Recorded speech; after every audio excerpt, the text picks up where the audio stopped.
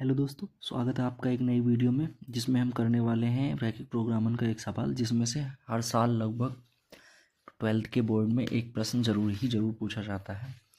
तो आइए सवाल करते हैं।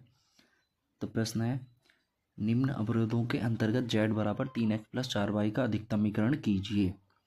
और आपको समीकरण दिए हुए हैं x + y smaller than and equal 4, x greater than and equal 0, y greater than and equal 0।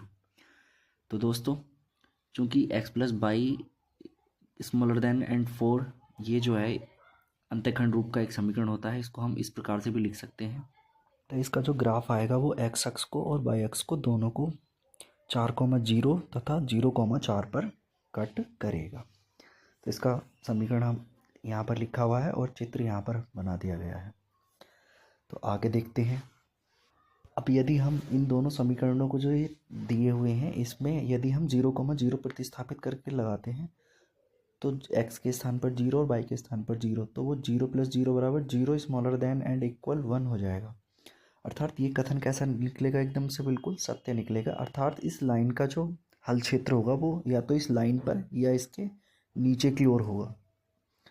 तो इस प्रकार से हम कह सकते हैं कि जो मैंने यहाँ पर ये लाल वाला पार्ट जो किया हुआ है ये क्या होगा, इसका हल क्षेत्र होगा नीचे की ओर।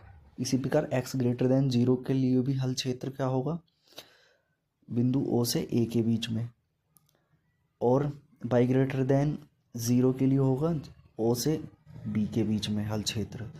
तो अगर हम तीनों समीकरणों का कॉमन एरिया ढूंढें तो वो हमें OAB पर प्राप्त होगा, जो कि यहाँ पर रेड कलर से दर्शाया गया है।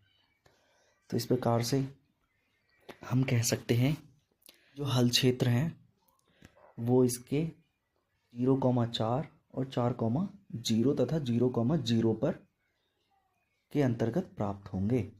इस प्रकार से हम इसको अगर एक टेबल बनाएं जिसमें हम कोणीय बिंदुओं को लिख बराबर 3x + 4y में हम इनके मान लगा करके देखते हैं तो 0,0 पर हमें 0 प्राप्त होता है।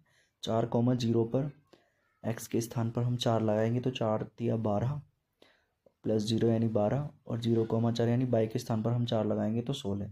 तो इन सब में हम ये देखते हैं कि ये 16 जो प्राप्त हुआ है ये सबसे बड़ी वैल्यू होती है।